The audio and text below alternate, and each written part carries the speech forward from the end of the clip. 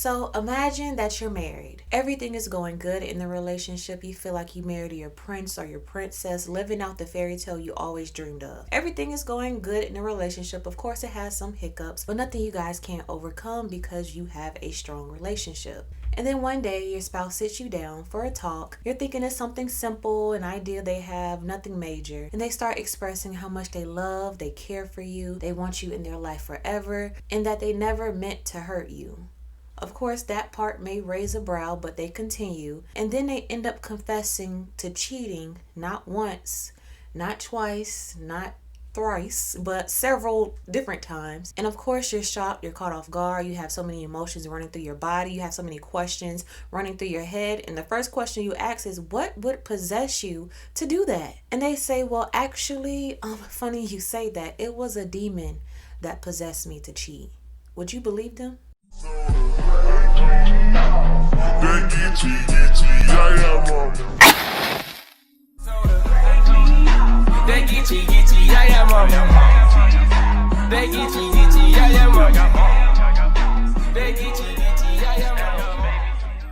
Hey y'all, I'm BlaqueWitchYaya. Thank you so much for tuning into this video. And today we are going to talk about, was it possible for a demon to possess someone to cheat? And how would you feel about it if you were ever in that situation? But while I tell you guys the story, I'm going to be making my crystal dry rub, which is a all-in-one crystal cleanser to keep your crystals cleansed and charged while you're not wearing them, while you're not using them. Or if you're doing a sun ritual or a moon ritual with your crystals, just reach in your bag, sprinkle some on top of your crystals. A little bit goes a long way. And you even get a crystal inside a clear quartz, because you guys know the clear quartz is known as the amplifier crystal. So add this to your crystal collection as well and keep it in the mix so you could just get all that energy flowing. And you can get you a bag at BlaqueWitchYaya.com. Even if you're watching this video years from now and the bag looks different, the magic is still the same. So to the public, everything was going good, but behind closed doors, where's my spoon? Behind closed doors, Michael was going through some stuff. He was struggling a bit.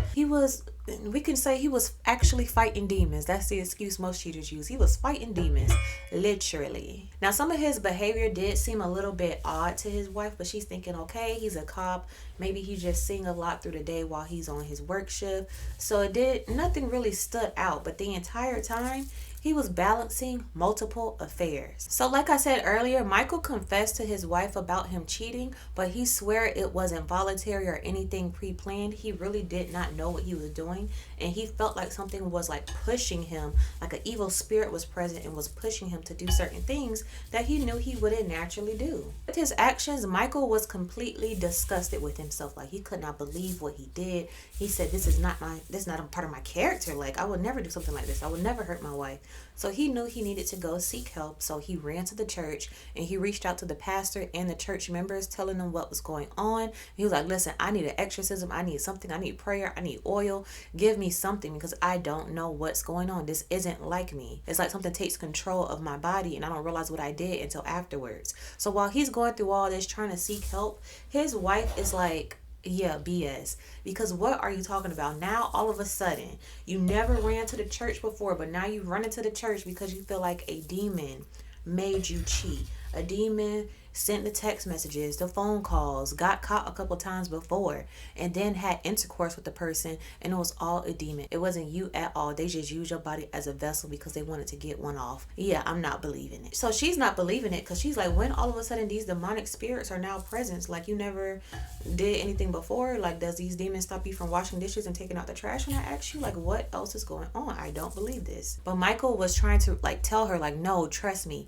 There are demons that are possessing my body. So this can come about and manifest in a few different forms. One, of course, I feel like most of us hear about are through love spells, because within love spells there are breakup spells as well, where someone will see a couple, they want one person in a relationship, where it's the husband or the wife, so they put all of their intentions, they get somebody to do a breakup spell to separate the couple so they can have access to one of those individuals. Or they don't even bother doing a breakup spell, they're just like, I just want that person, so let me do some type of attraction spell, or just cause trouble in a relationship in general, because maybe they don't want neither of them, they just don't want them to be together. So they could cause issues with finances, with communication, trouble with the kids, they're having random disagreements that they never had before, just causing hell in a relationship just so they can see it fall apart because they don't have it, or it's something that they want to have, or they just don't want that person to have it. We never know what goes through the mind of a person that sits around and hex people. So that is one way you can have trouble in your relationship. You're not knowing what's going on, like, oh my gosh, we're arguing about stuff we never argued about before. The energy just seems different. Usually everything is all smooth, but now all of a sudden it seems like everything could be going wrong.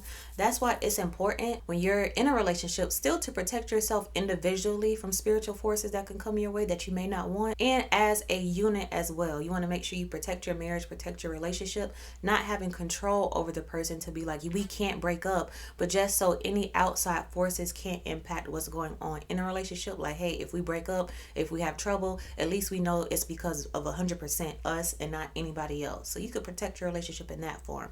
Not like possession, like I want to keep you, but protection, like let's make sure the only energy flowing is ours. But that type of energy sent can cause trouble within a relationship and catch people off guard, like, man, why we not getting along?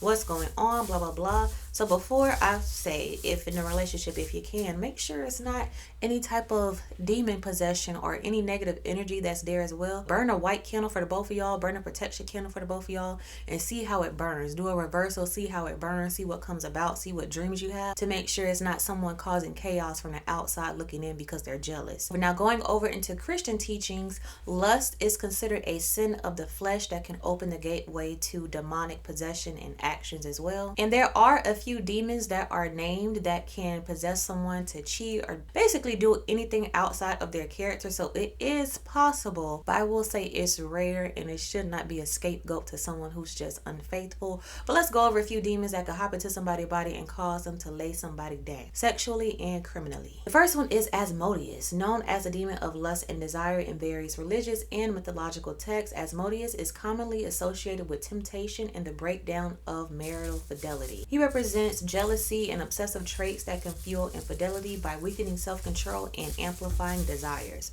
Now that's one demon.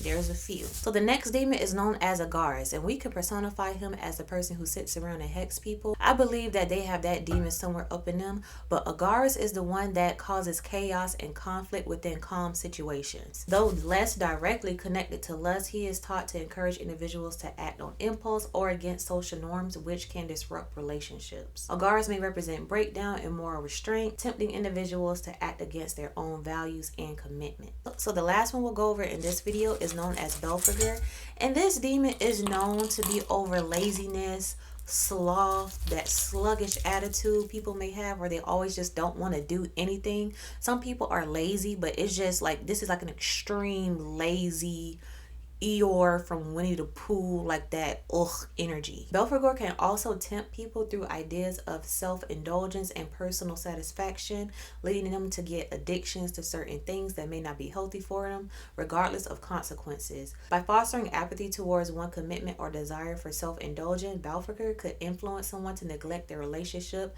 their self-care, their self-control, leading them to unfaithful actions. So this demon can possess you to the point where someone just doesn't give a F anymore and it's just like, bump it, do it, I don't care. Alright, so I lied. One more. I want to go over succubus, or we may know this demon as incubus. It may sound familiar. This is the demon that goes into sexual temptation, not just for sexual desires, but it drains the energy of the person that they're being intimate with. So I don't know if you ever heard of like energy vampires. There are sexual vampires as well that will drain the energy of a person. So like after having sex with them, instead of feeling like that lustful energy, that pep in your step, that joyfulness, that aphrodisiac ecstasy, is whatever energy you feel after good interaction, this is the complete opposite. Succubus or incubus are taught to feel desire by appearing in dreams or even taking physical form to tempt individuals into infidelity. So I don't know if you ever heard stories of people saying that they had a dream that they had sex with a demon, it was probably in this realm. So there are situations where people can be possessed by demons. Of course, this is not me trying to give anybody a scapegoat for cheating.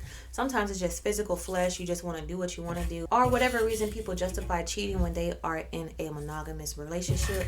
You just never know. But in some cases, there may be some type of extra energy that is present. It could be someone who's jealous of your relationship, causing chaos and confusion. That's why even like before, when I say if you're working on goals, don't tell anybody until it's done. Within your relationship, make sure you're protecting that as well, because you don't want any outside sources causing any influence or disturbance in your relationship. Of course, you may have your friends that you vent to, but some people are just so jealous and spiteful. You could post a picture of you and your spouse on a cruise and they'll just sit there on Facebook and be like, I want to go on a Carnival cruise with the bae, and they'll feel jealous and feel like they have to disrupt your happiness because they don't want to see you happy because they're not happy. It could be that type of energy taking place, or in rare cases it could be a demon that's infiltrated in the relationship.